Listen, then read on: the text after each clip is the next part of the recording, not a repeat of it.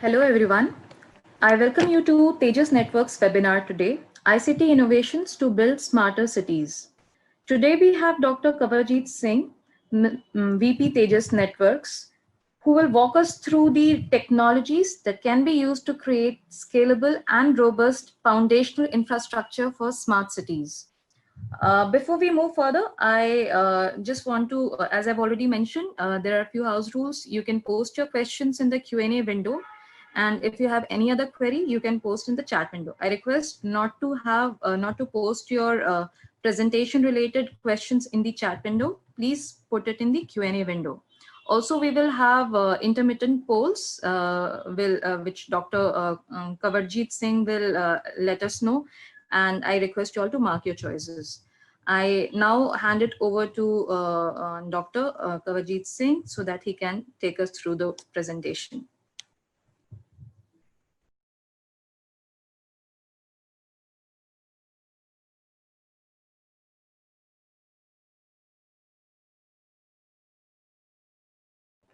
You're on mute. Yeah. So yeah, I realized that.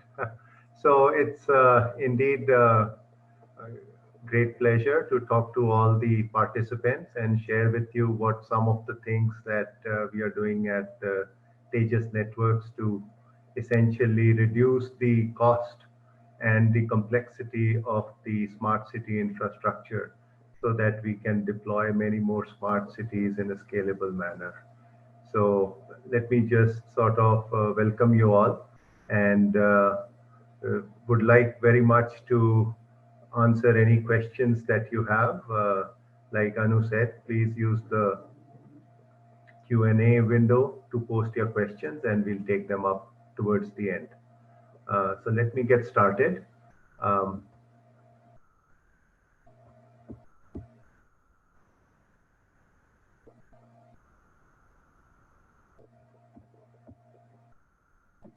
is my screen visible, Anu?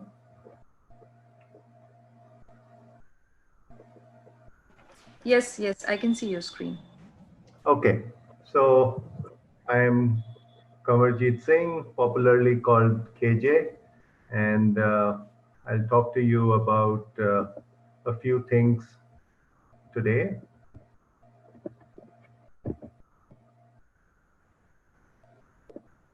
It's a little slow to update.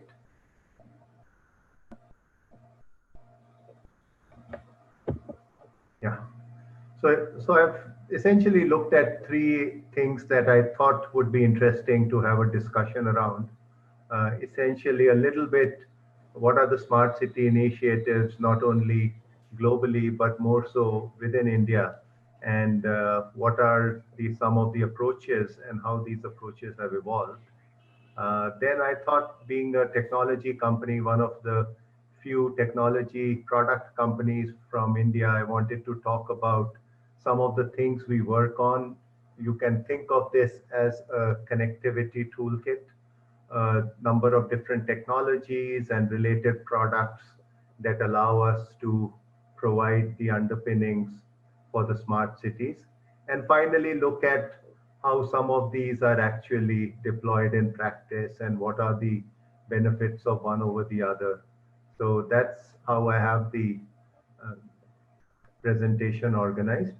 So let's dive into the basics, right? What is smart and sustainable city? So recently, smart sustainable has been added to the word smart city because you really want to make sure that whatever we are doing has value not only for the present but also future generations.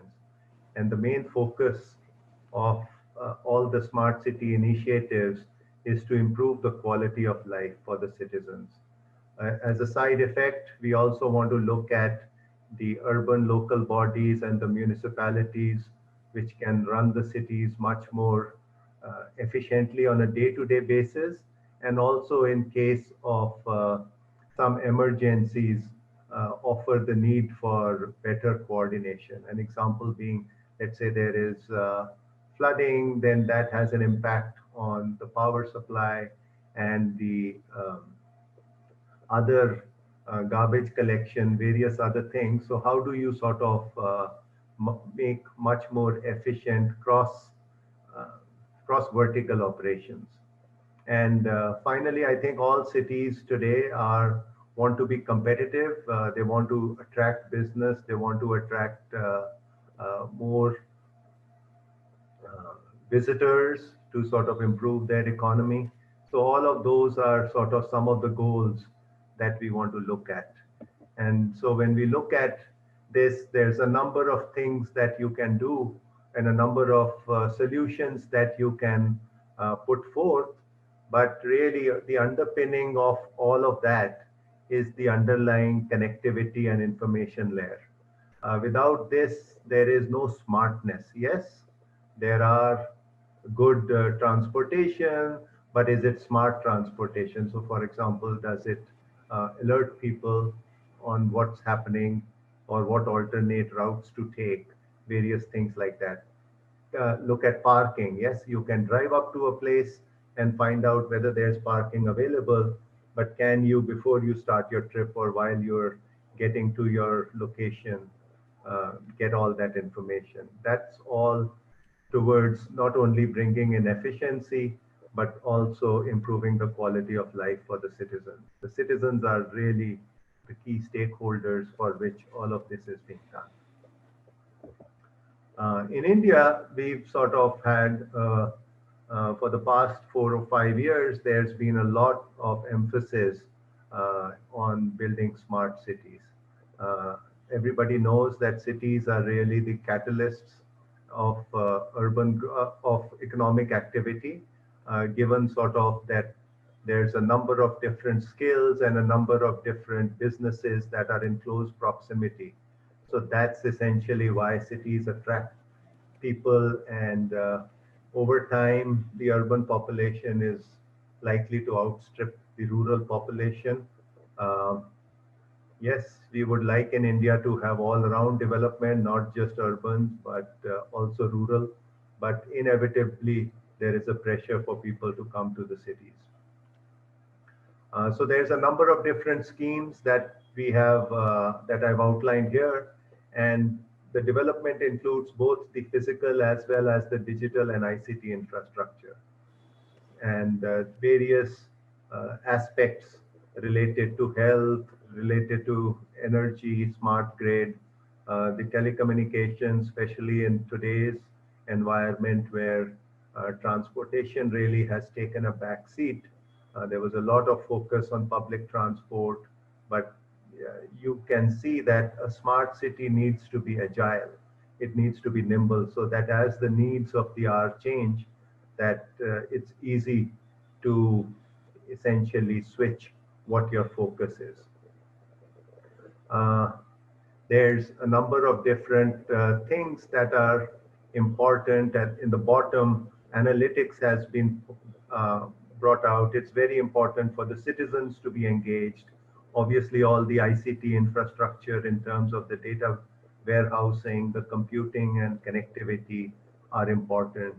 Equally important is how the city procures the smart solutions and whether there are economies of scale, given that listed above is more than 700 or 800 odd cities that are in play. If every city buys a unique solution, there is really no economies of scale. And essentially, security and privacy are always important. You also want to make sure that the solutions that are being procured are interoperable. An example is, let's say you went ahead and procured 50,000 streetlights, and they had a certain type of lighting element. Now, when lighting elements fail, are you locked in to get lights only from that vendor, or you can get something else? So those are very important considerations when you are looking at not only the current deployments and a one-time deployment, but the life cycle of the smart city. You don't want to build a smart city today, which sort of will run down the smartness as soon as there is a need to refresh uh, the solutions. So listed here are some of the popular smart city services. Almost everybody today has an interest in video surveillance, primarily from a public safety perspective, but more so, video is turning out to be a very good um, medium to do various types of analytics. For example, what's the traffic density? What is the availability of parking? Yes, it's not as simple as putting a parking sensor, but then again, that's one less type of a system that you have to maintain. So people are sort of really looking at video as one of the key things, and that's really puts pressure on the communication and networking infrastructure in the city to be able to carry all of this data. Obviously, there is a big debate between whether you want to do processing in a central location or in a distributed edge computing model. All of those are part of the solution space that various people are considering. Smart lighting, smart transportation are other interesting areas.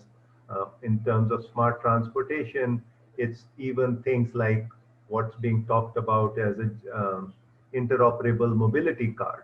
So the same card that you use on a metro should use on a bus, should be usable on a bus, and perhaps even in a taxi system. There is no reason why every operation needs a separate modality for how to pay.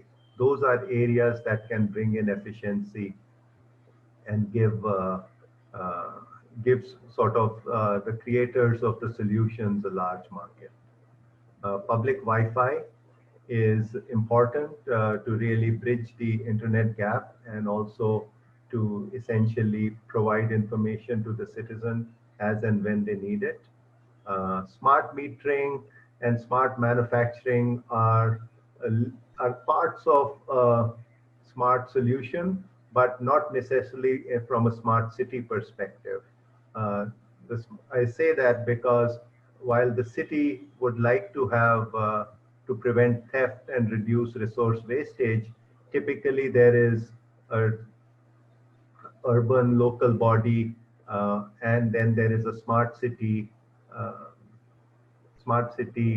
vehicle, special purpose vehicle, which runs all the smart city projects.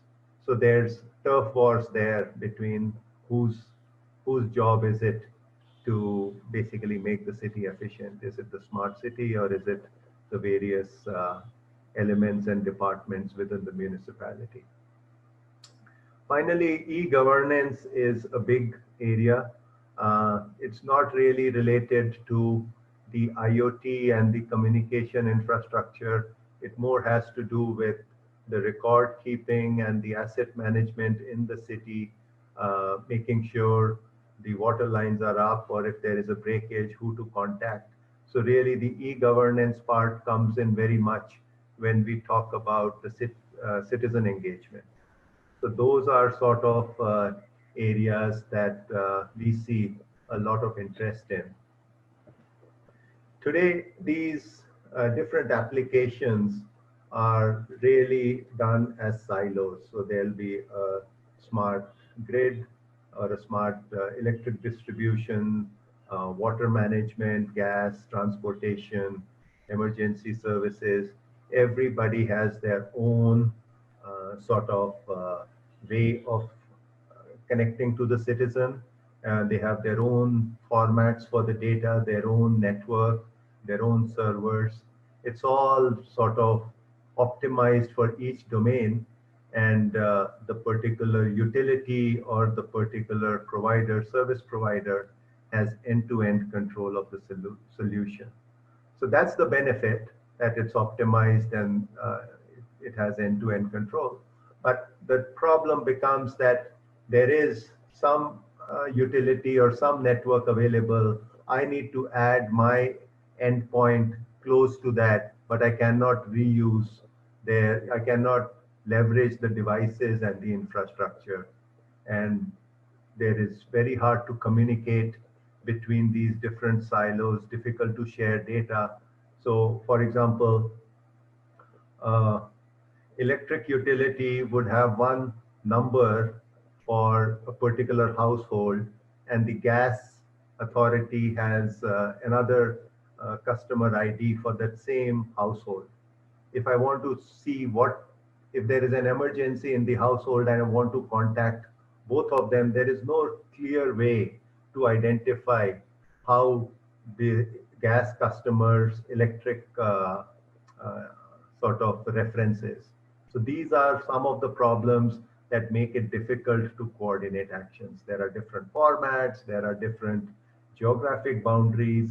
So it just makes coordination difficult. So what people are looking at and what a lot of the work that is happening in the standards bodies, both global, the ISO, IEC, ITU, and within India, the Bureau of Indian Standards, BIS, and some of the other organizations, is to try to build a unified digital infrastructure.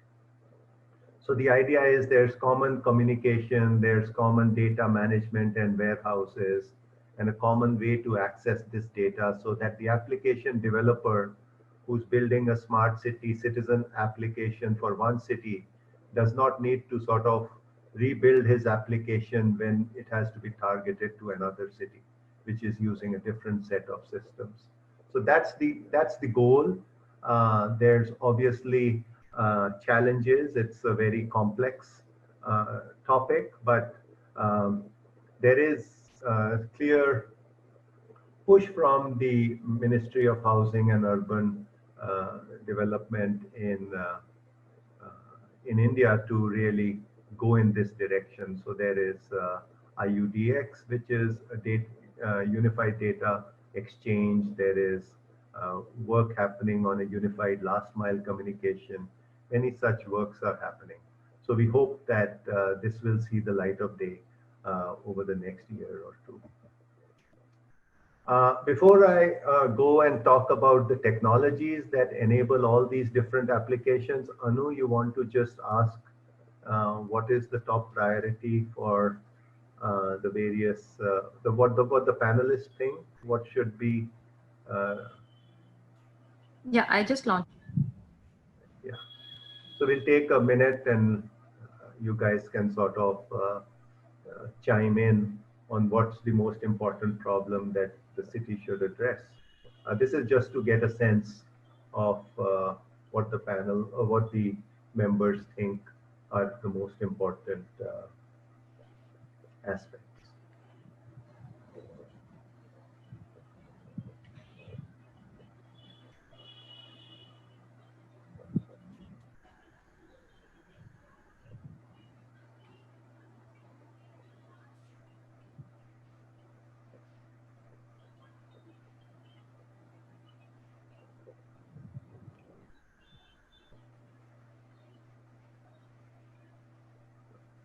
I know you can let me know.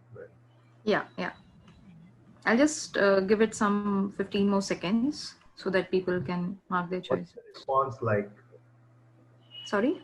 It's 58% have voted. Out of 39 attendees, we have 23 who have voted till now. So let's wait till about 75%. Yeah. And then well and good otherwise.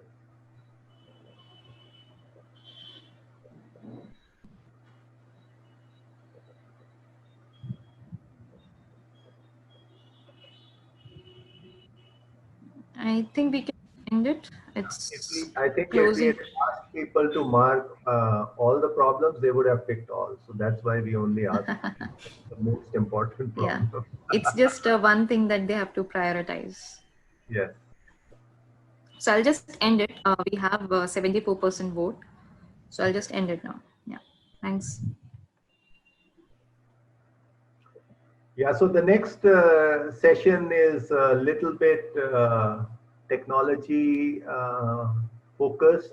So people who are in the technology space uh, may find it a little boring, but I just thought I'd go through some aspects of what are some of the technologies and how they can be put in place.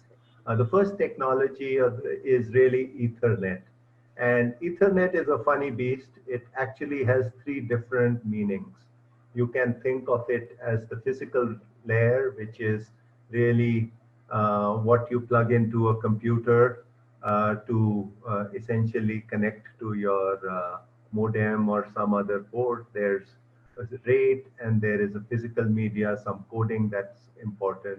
So this is the IEEE 802.3 series of standards. The IEEE 802.1 series of standards actually says how to essentially build a layer 2 network, how to build a loop-free topology using spanning tree, how to segment the network for various services, how to ensure some quality of service, um, various other aspects that are there. KJ, we just got one like request Looking to at be a little louder. Yeah, okay. So I'll just probably come a little closer to the microphone. Is that better now? Yeah, it's good. Okay.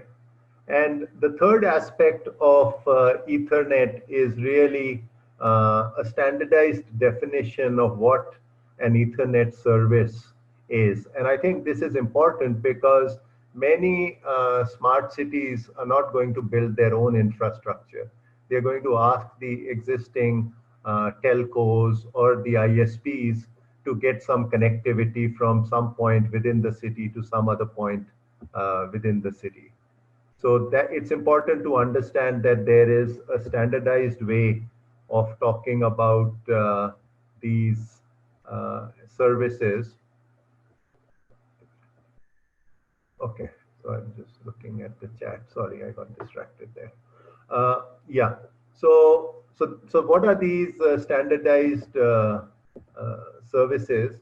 One of them is essentially a point-to-point service, which is really there. You can think of it as there is a number of units at a traffic light, and from this traffic junction, you need to get to the control center. So you need basically connectivity from one point to another point somewhere within the city, right? So that's essentially a point-to-point service. We call that an E-line service.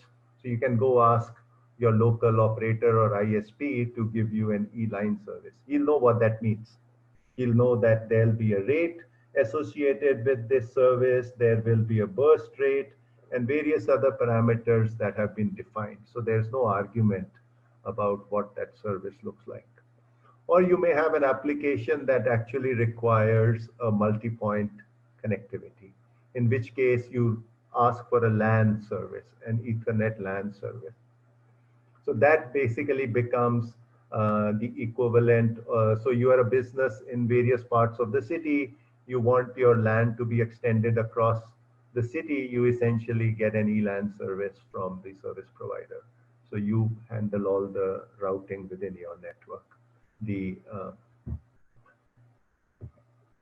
Then the other, everybody would have heard of IP, Internet Protocol. It is the foundation for all our computers. All the applications that we use today are essentially running over IP, which has a particular addressing scheme and a way to send data across to one another. So what's important is to understand that there's two categories of devices in any IP network. One is the IP endpoints. These are essentially the intelligent devices. In a smart city context, they could be signage, they could be public address systems, which essentially either generate or consume the data that you may send it. Then there can also be intelligent edge nodes, which essentially connect to, let's say, some kind of a wireless network, which is not based on IP. It is some other non-IP device like a gas meter or an electric meter. But this gateway essentially converts it into IP so that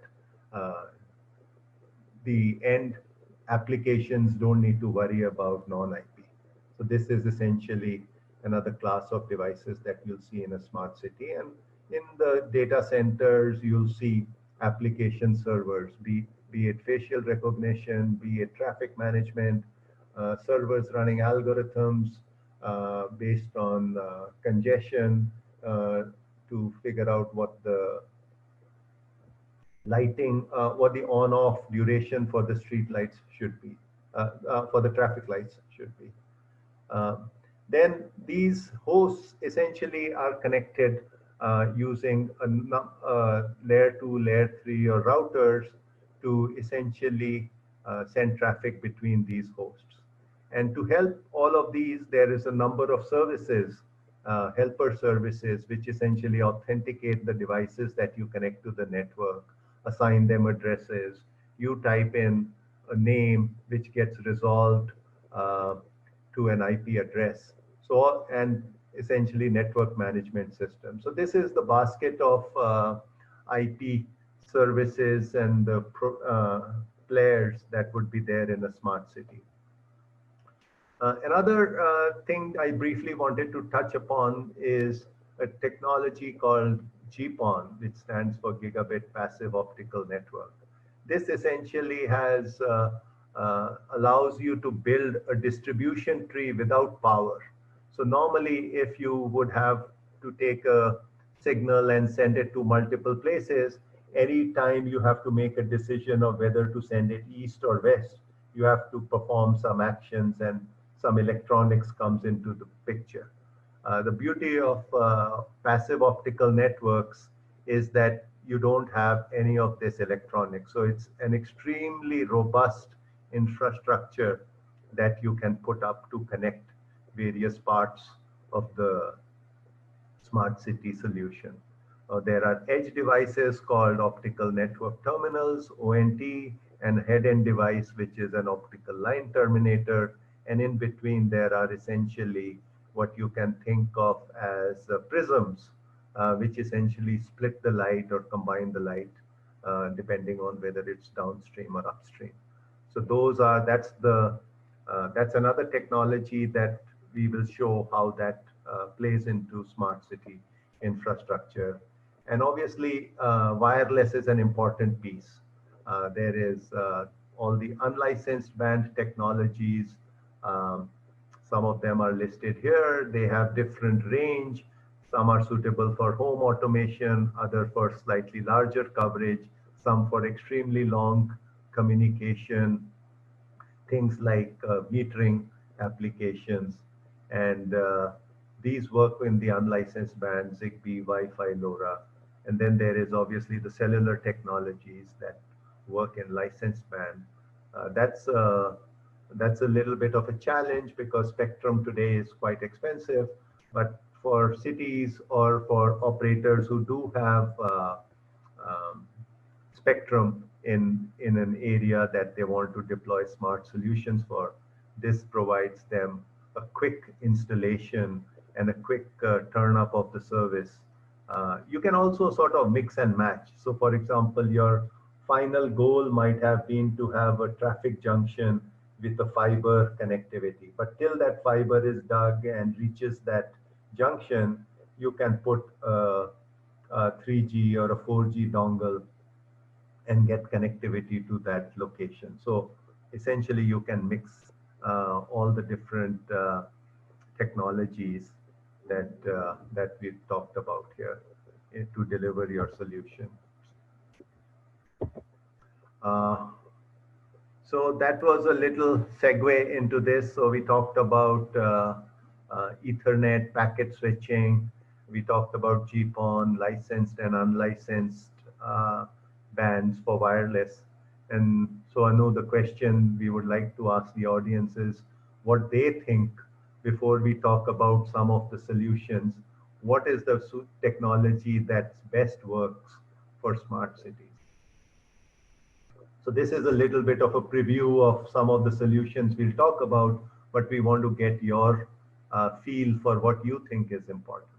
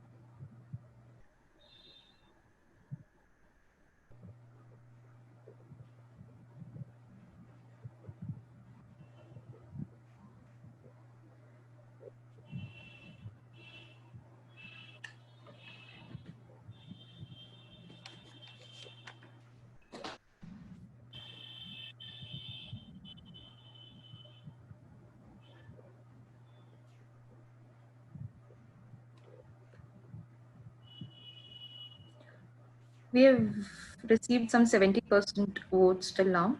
So Who looks to be the winner currently?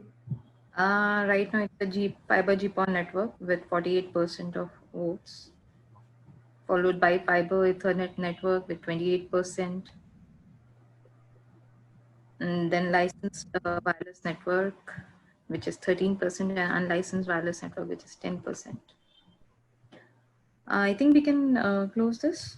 It's 75% now. Yeah, yeah, I think that's Thank you. fine. Yeah, yeah.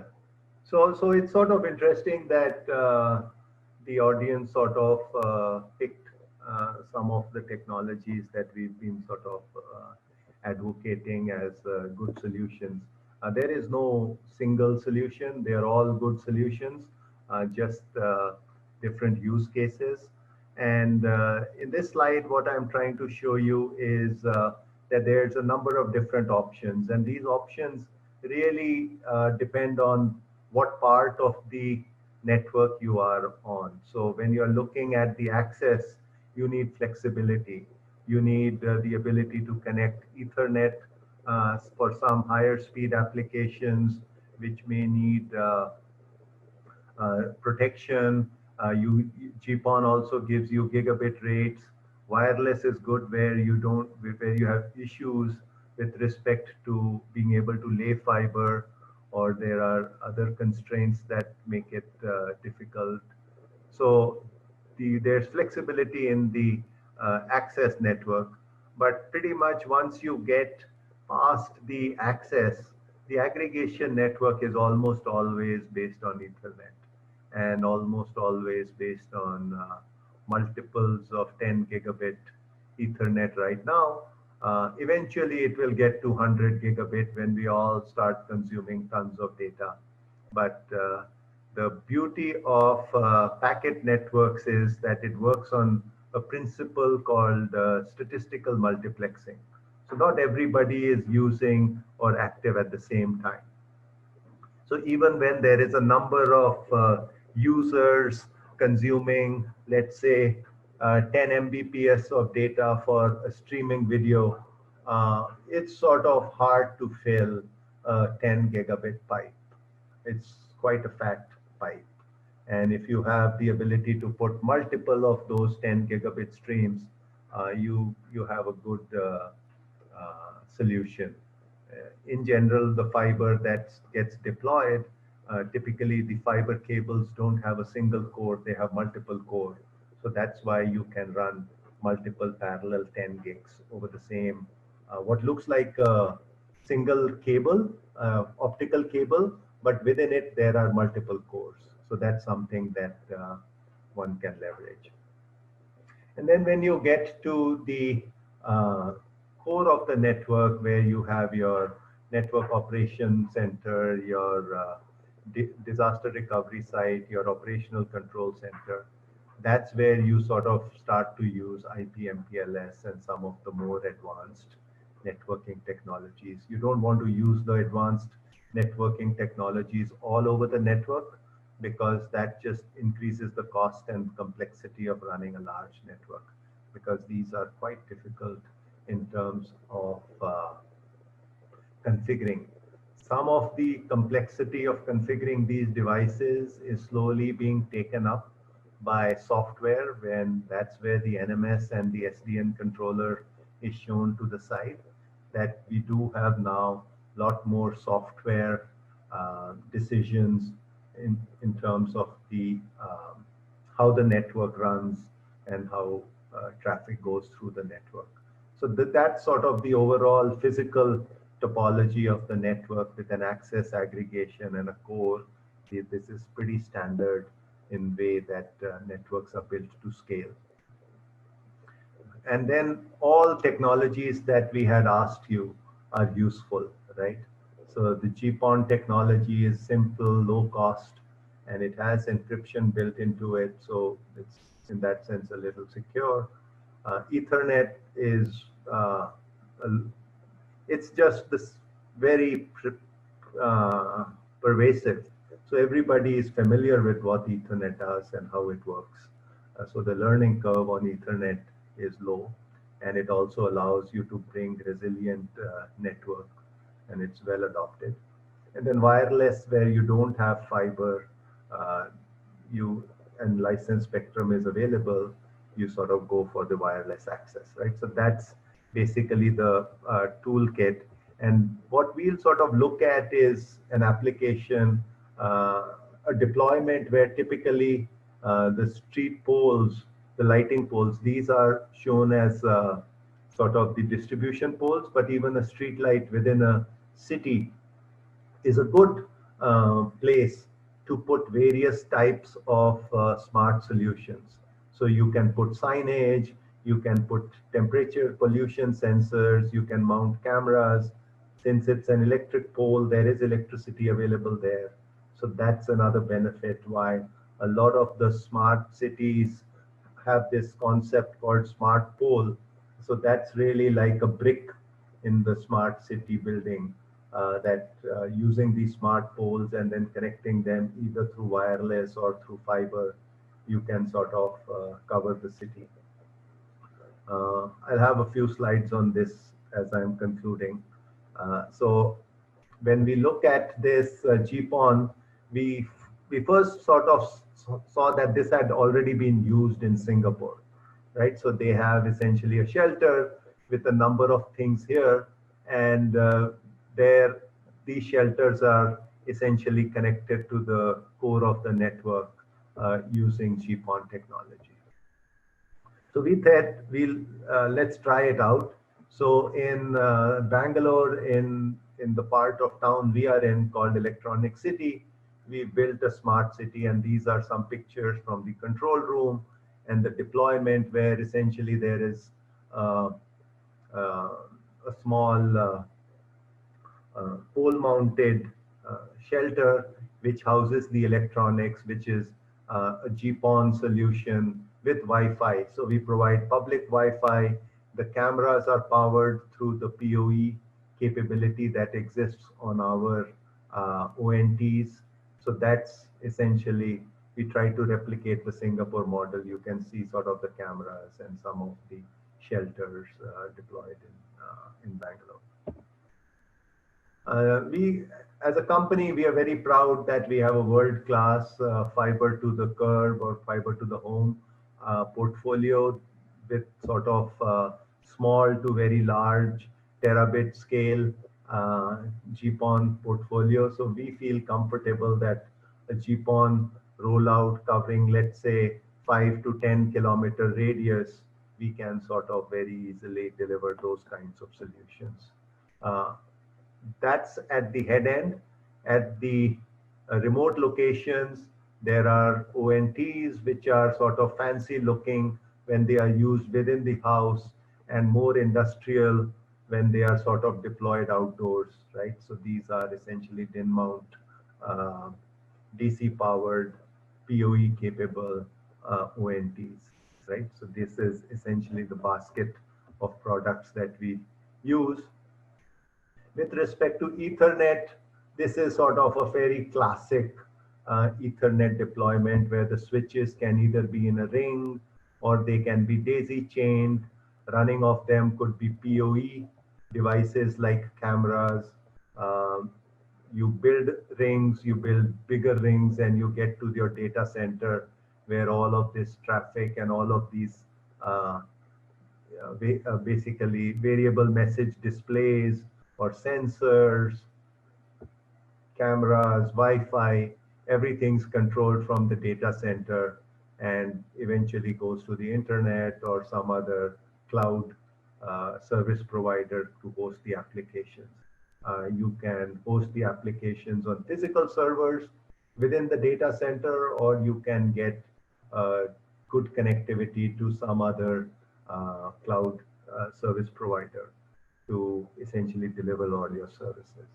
And we have again a set of traditional switches which are rack mounted, but also industrial grade switches, both PoE, non-PoE, carrier Ethernet, all kinds of uh,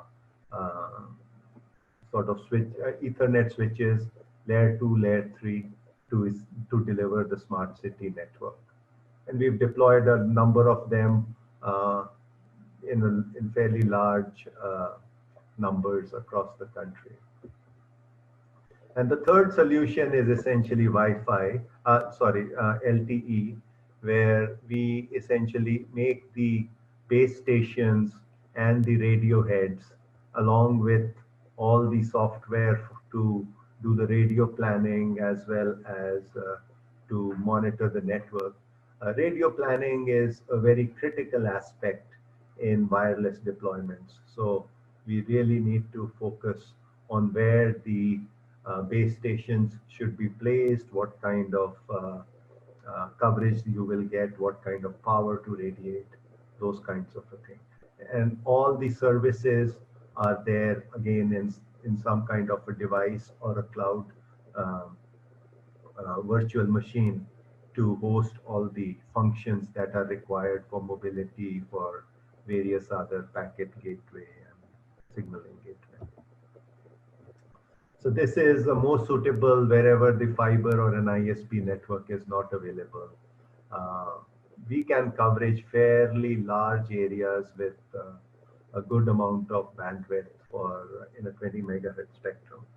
So this is essentially what we do. So if we sort of try to put all of this together in this slide, which actually looks a little complex, but what I've tried to show is that you have a smart pole which has a number of edge devices, and then through wireless or through fiber, you get to some kind of an edge node where you can even do some value added computation. So for example, this could be counting the number of cars that goes across the street, or basically picking up some data and essentially doing the local compute so that all the data doesn't need to go to the data center. Only the relevant pieces of information need to go. And here you can essentially connect these edge nodes to a larger system at, let's say, the ward level or a municipality level, either through LTE, in which case this node would have a base station or an aggregation switch or a GPON head end, right? So you can use GPON, you can use Ethernet, you can use fiber, and you get all of this data, and then you build your aggregation ring over 10 gigs and eventually get to the NOC where you do all your servers, right? So that's basically how you build the connectivity infrastructure using all the different technologies. All these different technologies means you need to manage it in a multi-layer network management system. So the wireless piece, the GPON piece, the Ethernet piece, all of them, along with the fiber-based technologies, which if you're running out of capacity on a single fiber, you need to do multiple wavelengths, you CWDM or DWDM. So all the fiber management, all of that gets handled in a management system. Otherwise, it'll be very chaotic to run such a network. The other thing that we are really proud about in Tejas is our converged access and edge product, where from the same system, we can put in blades which can do wireless or do GPON.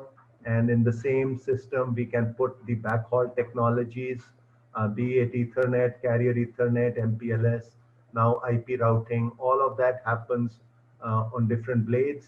And this product sort of been very well recognized, and this can form the basis of a lot of the deployments. It's basically like a Swiss Army knife with all the different technologies. So depending on what your preferred way of building the network is, you can get the right kind of cards and build networks. So that's basically what I wanted to conclude with, that as a company and a product company out of India, we are very happy to have all the networking products and partners who have deployed our products in building smart city networks.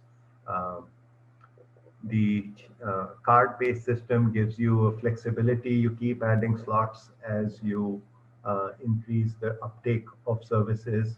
And these are Uh, these are sort of very high quality products deployed all over the world.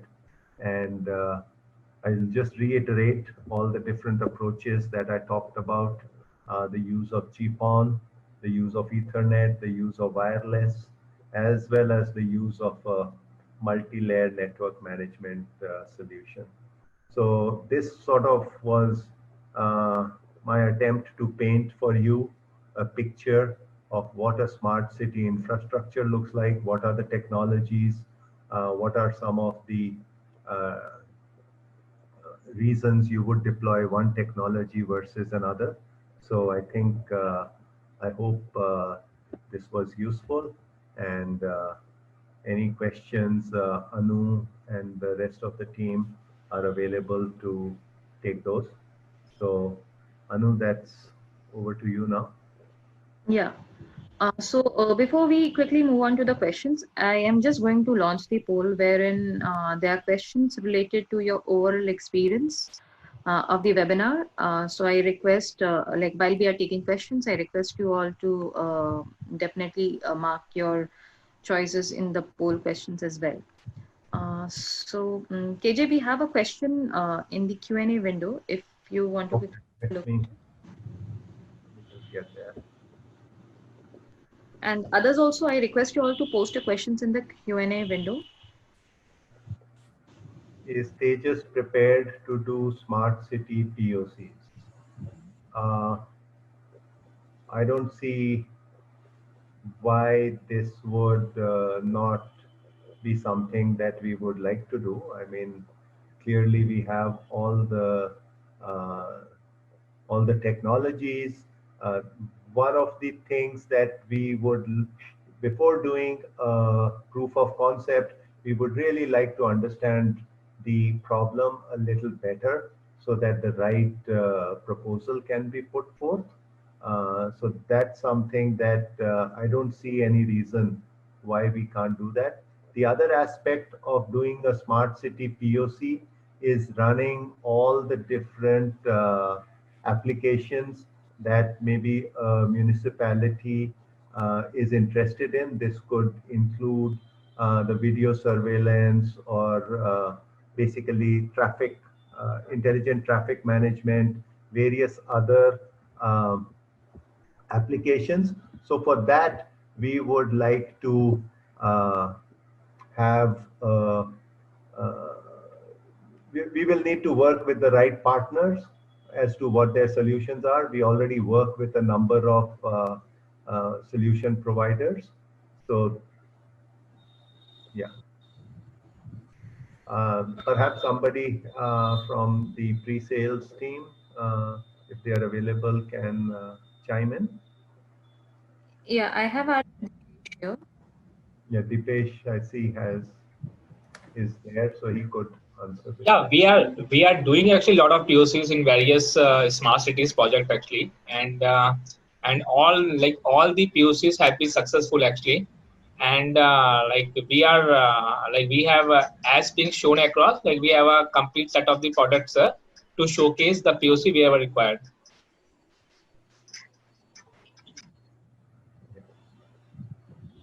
Okay.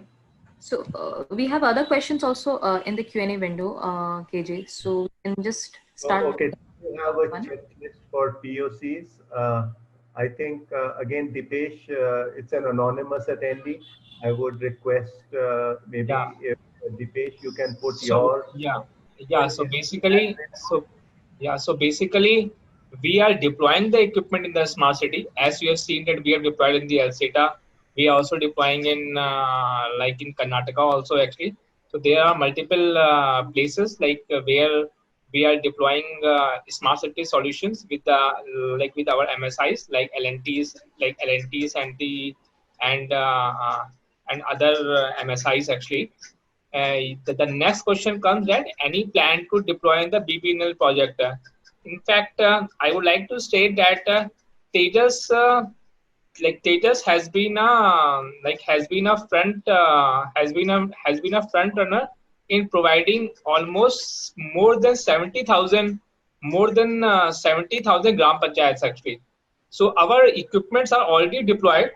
our equipments are already deployed. Our equipments are already deployed in 16 states in Gujarat, and we are also deploying in KFON as a part of the KFON network, and also in the T-Fiber, which is the Telangana network. So Yeah. we are very much in the BBNL-led, BharatNet-led state government as well as the central-led model actually. Yeah, so let me just add to that. So in terms of GPON, we've sort of deployed in the center-led model, which was the first phase. And then in the state-led model, we deployed in a few states have picked GPON as the technology. Some other states have sort of worked on an Ethernet-based network as opposed to a GPON-based network. So we are involved in all those projects. In some, yes, we win. In some, we don't. That's part of the game. And our GPON solution is TEC certified. So that's basically what gives us an advantage in terms of the BBNL projects. Uh, let me let me go into the chat window. There's a question. No, you can, yeah, we'll take it from the Q&A window only. There are like a lot of questions popping in the Q&A window. Yeah, but there's also some in the chat window. So let me do the chat quickly. The principle behind GPON operation, essentially it's a broadcast downstream, which essentially everybody listens to, but only the person who that signal is meant for can decrypt it. So they are the only ones who get it in the downstream direction. In the upstream, the head end tells everybody when to send data based on the distance they are. There is a ranging mechanism so that the different and a scheduling mechanism so that the upstream, which gets just passively combined doesn't sort of run into each other. So every station gets a time slot, or depending on the amount of traffic they want to send, the appropriate amount of time slots. So basically, I would like to add here. So basically, GPON works on that ITU-T G.984.X standard actually. So GPON is governed by an ITU-T standard, and Yeah, I we have a think the lot. rest is like has already been explained by KJ actually. Yeah. So just the basic principle I wanted to explain. Details are, these are all open standards and folks can look at that. Is Tejas using 100G SFP in smart city? So typically in the 100G, the SFP form factor doesn't work. You have to go to a QSFP 28 form factor. We have some of those ports on some of the newer switches, but the 100G traffic in a smart city is, we would really like to understand the use case for that. We do have other ways to more cost effectively transport 100G using OTN and DWDM. You don't want to look at 100G necessarily on a packet by packet basis. So when we talk about 100G, there is a lot of different deployments in the service providers who are our customers who are using 100G, but they are essentially using it more in a more efficient manner than on packet by packet network. So I leave it at that. The short answer to that is yes. We are deploying 100G in smart cities. Um, when I say smart cities, I'm using the telcos as a as a customer there. Have you operated outside India? Very much so. We have offices in many countries. We have customers in over 70 countries, so that's not a problem. And smart rural application. Do you have a, so the entire BharatNet BBNL project is really a smart, is to enable smart rural. Now, when we talk about the applications for smart rural, there, especially in a country like India, there is a lot of things that need to be taken care of, the availability of smartphones, the availability of literacy, those kinds of things. So there is a lot of work happening in the telecom standardization in India, TSDSI, to essentially enable the smart rural applications. We can sort of touch base, and we can give you some more information if you contact us offline. That was for Edwin. Any plans to go with Geo? I don't know what that question means. If you're saying that for a smart city application, one of the use cases is that the city special purpose vehicle can work with any telecom service provider. So they could work with the Geo, they could work with the Bharti, they could work with the Vodafone. We essentially would provide the equipment that one of these service providers would use. So in that sense, we are uh, we can sort of be in the Geo network as well. What are the job opportunities for smart city projects? Internship, yes, please do reach out to us. Um, as a company, we always have a lot of interest in making sure that we we work with everybody, including potential interns and college students. So, yeah, that's something that you can contact us for. Um, how are you comparing with Cisco and Ciena equipment? I would say we are at par. In some cases, we are better because our focus has been to look at deployments in developing countries. So we tend to build our products which sort of work in harsher environment. Most of our equipment does not need any air conditioning. We'll work comfortably to 55 degrees. Now we are upping the game so that um, our products are most of our products are going to 65 degrees. So that is because within shelter deployment, the temperature tends to get a little bit higher. So especially with the smart city context and a lot of small cell deployment, both for GPON and for our switches, we are targeting 65 degree as basically our standard operating temperature. Uh, does Tejas equipment sell to Taiwan market? Our focus is mainly in the India and India-like markets. If there is, uh, if you feel that there is a good engagement that we can have in Taiwan, I'm sure our international sales team would be happy to look at the contours of that. Is the deployment done by Tejas or Tejas got third party? So typically, Sudarshan, uh, Tejas will provide the solution and it will provide the technical guidance. But in some cases, like in BBNL, we did a whole project rollout where our network support team contracted with various local contractors to roll out the entire network. Uh, for the smart city projects, typically we get approached by a system integrator who really wants only the equipment from us and needs the technical solution from us, but not necessarily personnel for deploying it. Price-wise, how do you compare with the Cisco 900 series? I'm sure we'll be competitive. I don't. The Cisco pricing needs to be looked at in terms of what are the licenses, what are the support costs, what are the optics costs. Once there is some target, do let us know, and we'll be happy to share a comparable thing. So, I ran through all the Q&A. Now we'll focus on the uh, on the on the chat window. Which one is the one here? Sandeep has a question. That's what you want me to answer, Anu?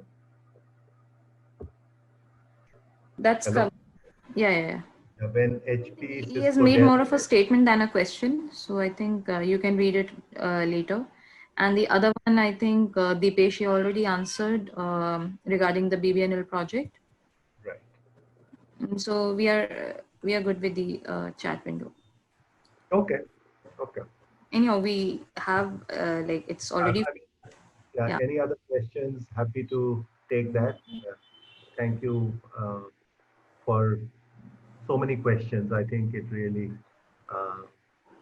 shows the interest that is there in this topic. Yeah. Yeah.